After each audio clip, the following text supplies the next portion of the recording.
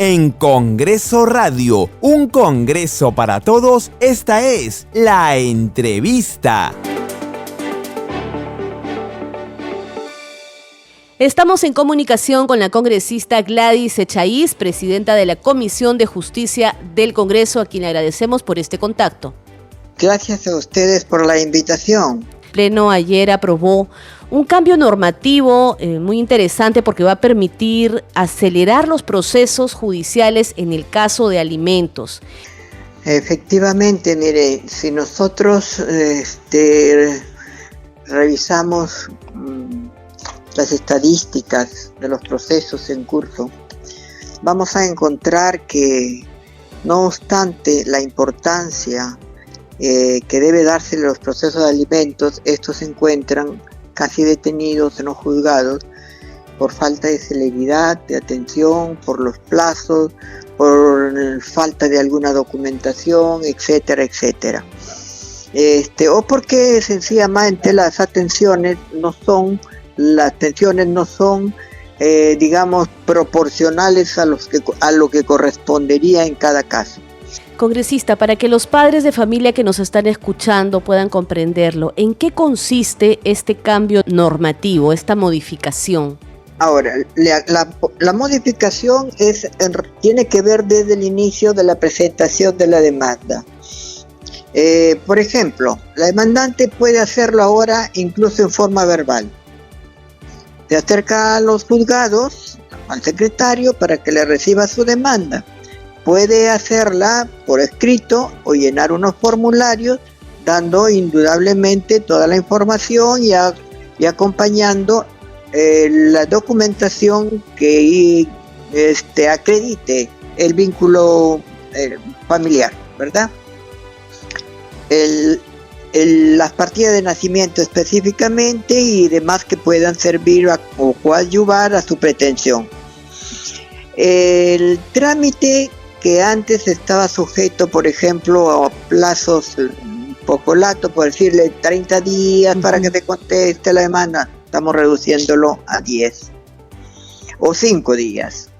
10 días para la audiencia única. En el caso, por ejemplo, de que se tenga una copia simple de la partida, el juez de oficio puede pedirla a los registros públicos, a las municipalidades, a la RENIET, a donde encuentre el documento, según la indicación que den los interesados.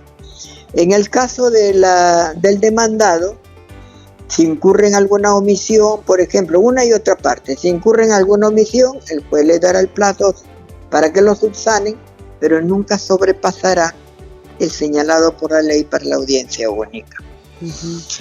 Eso va a ir acortando plazos y pues se le está dando al juez facultades para que de oficio actúe pruebas, solicite documentación, por decirle en el caso del demandado, a la Superintendencia Nacional de Administración Tributaria, a los registros públicos, a los centros de trabajo o al lugar donde se indique que se puede tener información sobre los ingresos o capacidad económica del obligado, incluyendo los registros públicos, las municipalidades, pues ahí es donde se hacen las declaraciones juradas anuales de renta, ¿verdad? De autovalúo.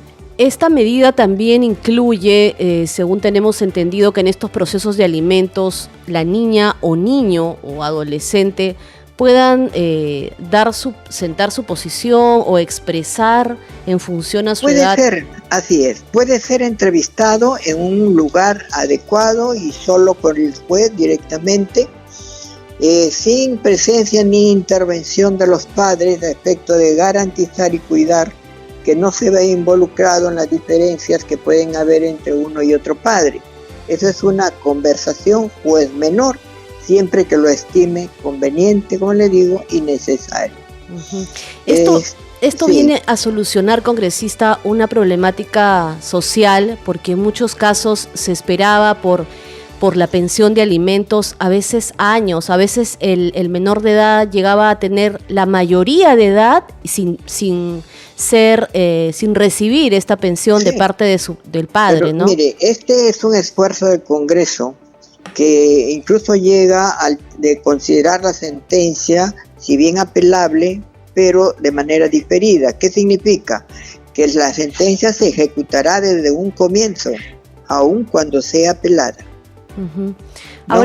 Ahora, lo que le quería decir que este es un esfuerzo del Congreso con la finalidad de contribuir a la celeridad y a la atención que debe dársele a los menores de manera preferencial.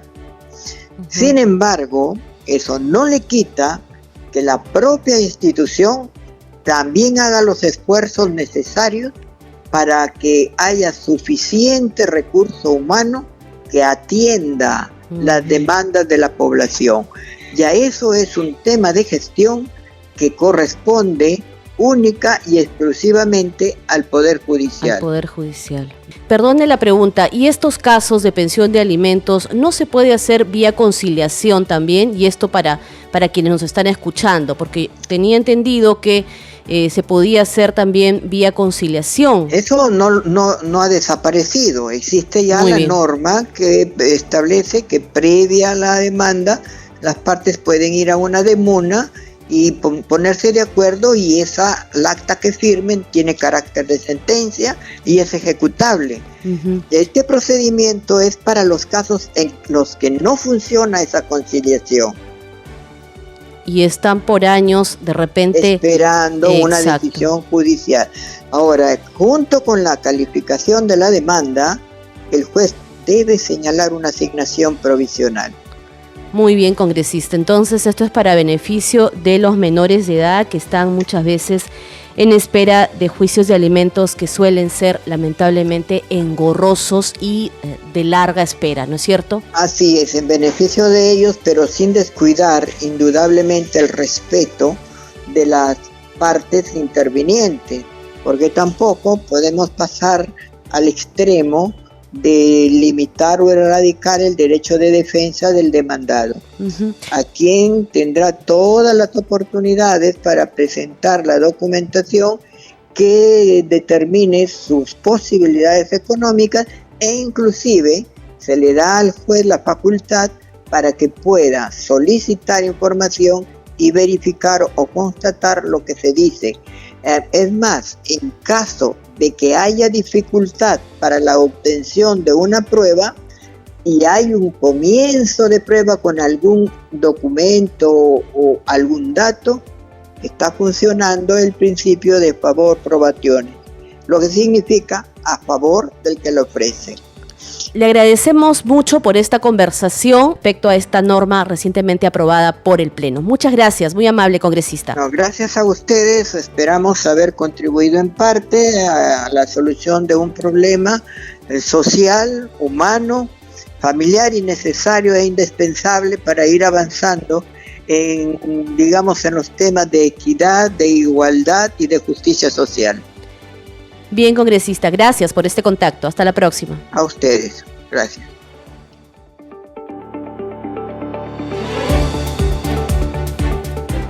Escucha todas las entrevistas de Congreso Radio ingresando a @radio_Congreso en Twitter y a radiocongreso.perú en Facebook, así como a nuestras cuentas de podcast en Spotify, Apple Podcast, Google Podcast y SoundCloud.